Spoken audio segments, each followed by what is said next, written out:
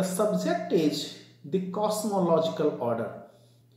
In this universe of micropsychic connection, everywhere there is a system. There is an order. There is a rational expression. All the structures, all the frameworks are guided by a law. And the name of that law is nature. The name of the working faculty is Prakriti. And the supreme entity controlling the faculty expression of Prakriti is Param Purusha.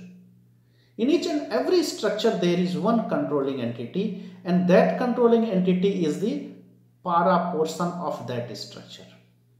And the remaining portion of the structure, that is the portion controlled by the para portion, is called apara. In an atom, the para, that is the controlling portion, is the nucleus, and electrons are moving around that nucleus. In the case of an atom, the moving entities, the controlled entities, are the apara entities, and the nucleus, the controlling entity, is the para entity. In this mundane structure, this ethereal structure, the para portion, the controlling portion, is the earth, and the controlled portion, the apara portion, is the moon moving around the earth. The apara is dependent on the para. Again, in our solar system, the para portion is the sun, and so many planets with their respective satellites are moving around the sun. They are the apara. Here also the vital stage lies with the sun. The heat, the warmth, the vitality, everything, these planets acquired from the para, from the sun. In the case of this solar system, death of the sun would mean death of the planets, the thermal death of this solar system. And similarly for the entire universe, for this entire cosmic world, the para portion is Param Purush, is Purushottam, and all the planetary systems, all the jivas are moving around that para as satellites, getting the vitality, getting everything of the earth from that supreme para, from that nucleus. He is the hub, he is the nave of this cosmological order. This cosmological order is known as Brahma Chakra in Sanskrit. Now, as you know, in each and every structure, the apara moves around the para, and this movement around the para, this movement around the nave of the structure is affected by two forces. One is the center seeking force or centripetal force, and the other is the centrifugal force. In the case of the nucleus of the cosmological order, the para, the nucleus is called Purushottam, and so many animate and inanimate objects are moving around him. So here also two forces are acting. One force is center seeking, centripetal, goading, rather helping the movement of the jiva towards the center, towards Purushottam, and the other, the force that drifts the jiva away from Paramatma, increasing the length of the jiva's radius, and that is the centrifugal. And so far as the cosmological order is concerned, the centripetal or center seeking force is called Vidya, and the centrifugal force is called Avidya. You know, the function and the existence of each and every entity in this universe has a certain influence on all other entities. The life, the movement, the thought waves of an ordinary ant affect you. Even the thought waves of an ordinary ant affect your destiny. Nobody is alone in this universe. And this mutual attraction amongst all the entities of the world maintains the balance of the universe. And this mutual attraction amongst all the entities of the world maintains the balance of the universe. If even an ordinary ant dies a premature death, the balance of the universe will be disturbed. So nobody, no entity, no human being, nothing in this universe is meaningless. Each and every entity in this universe is valuable because it helps in maintaining the balance of the universe. Now the Vidya, that is this center-seeking centripetal force helping the Jiva in its movement towards the Supreme, towards Parama-Purusha, has two effects on living bodies and living minds. These effects of Vidya on the human mind, two in number, as I said, are Samvit Shakti and Hladni Shakti. And the two influence of the centrifugal force on the human mind are Vikshep Shakti and Avarni Shakti. Now what is the effect of Vikshep Shakti? When someone is fully under the control of Vikshep Shakti, that person thinks that if he or she goes away, moves away, keeps himself aloof and away from the center, then the center will not be in position to control his or her destiny. And by this force, a person is often misguided. The person thinks that running away, moving away from the Supreme will keep him or her from undergoing the reactions to his or her actions. This is a Vikshep Shakti. And the other influence of this centrifugal force on a person is Avarani Shakti. Such persons think that if they keep themselves engaged in worldly actions and if they do not ideate on God, then God also will not think about them. God will also forget them, and thus they will not have to suffer the consequences of their past actions. This is called Avarani Shakti. Avaran means to cover. That is, one tries to cover oneself, one's mind and body, so that God will not be able to see them. It is another folly. But those are the two expressions, two influences of the centrifugal force, that is Avidya Shakti on the human mind. Do you follow? And the other force is Vidya Shakti, the centripetal force. It also has two expressions. One is Samvit and other is Hladni. What is Samvit? Someone who is simply eating, drinking and sleeping, living like an ordinary animal, all of a sudden thinks that he or she should be something. One is a human being, one should not waste one's valuable time, one's valuable life, one should do something, one is to do something. Each and every human life is nothing but a mission. Human life is nothing but an ideological flow. Life is a mission. The person thinks like this. This feeling in the human mind is created by the Samvit Shakti of Vidya. I should do something. Now after this feeling is aroused in the mind, I should do something, then what happens? The person tries to think how to do something, how to move towards the nucleus, how to become one with that entity. This desire, this longing for the great is aroused in the person's mind. And the next moment, what happens? By the grace of the Supreme, the person gets the path. And he or she starts moving towards the Supreme in an accelerated speed. This movement is called Hladni Shakti. Hlad means the entity that gives pleasure. That Shakti gives pleasure to the aspirant, that is why it is called Hladni Shakti. So we see how this cosmological order is composed. First in the center is Purushottam, the hub, Param Purush, and there are so many animated and inanimated objects moving around that nucleus, and this movement is affected by two forces, Vidya and Avidya.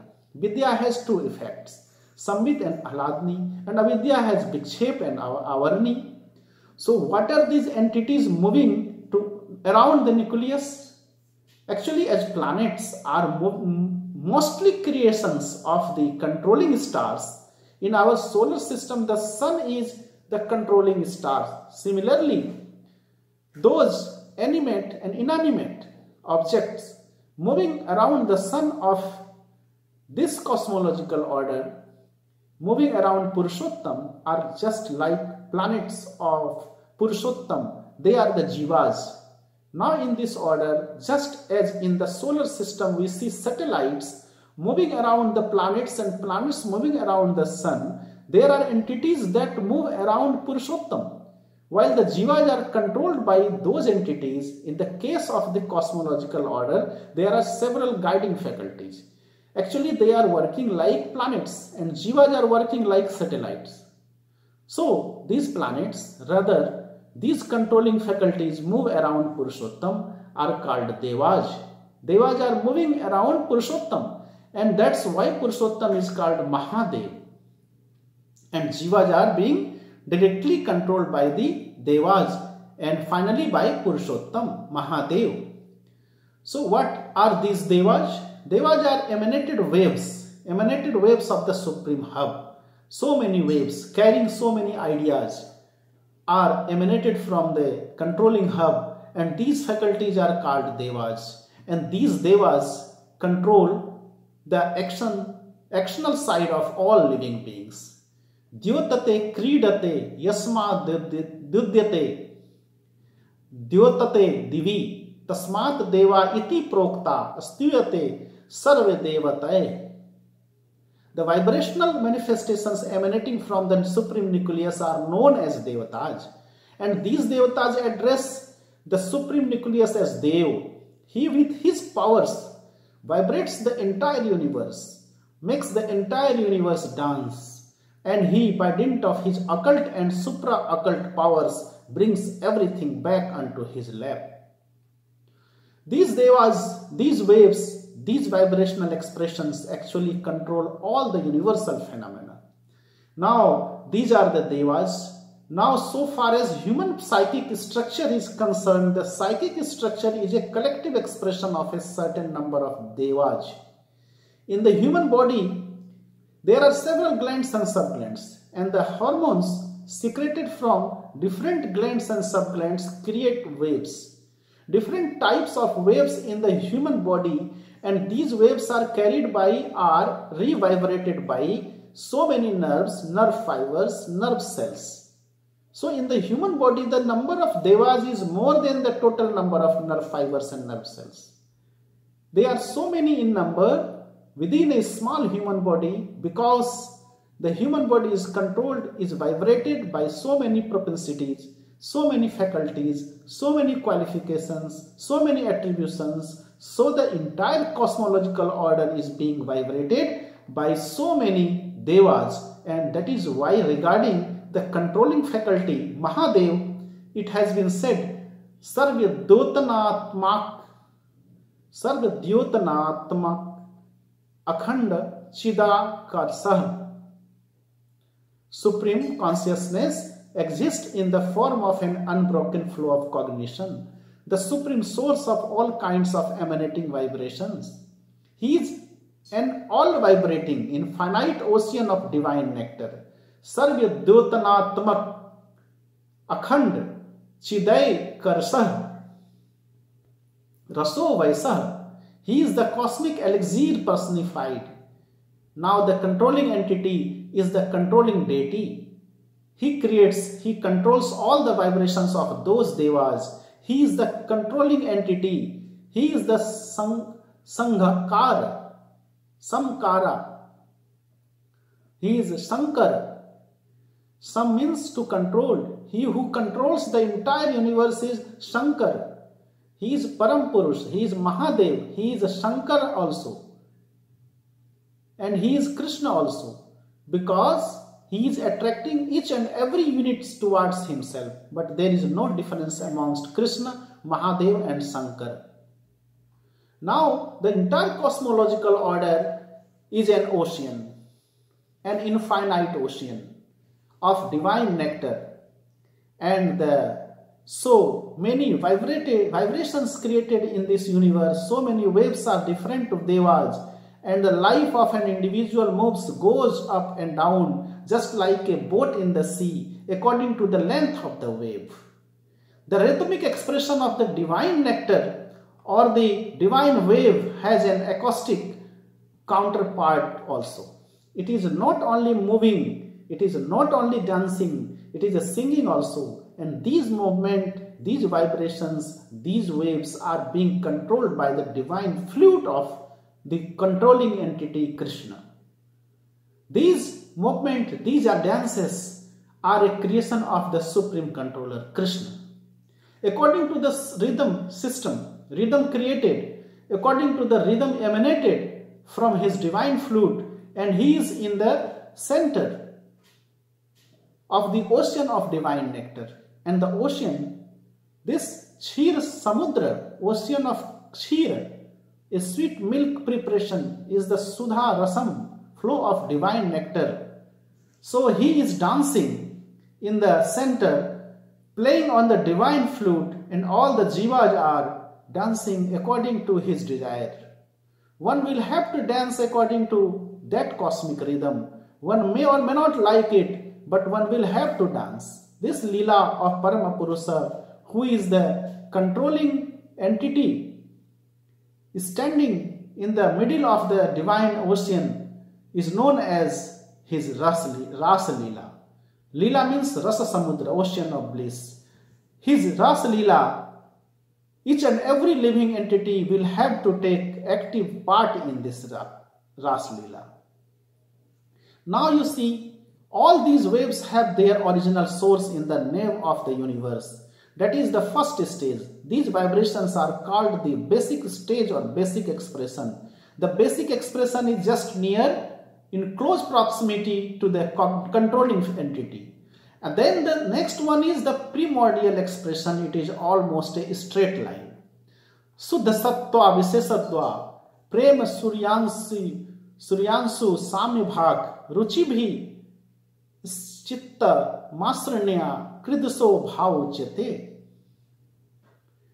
That which makes one extremely pure and sentient, which causes the sun of love to shine, which makes the mind clean, surfaced and soft owing to the spiritual effulgence, is called bhav.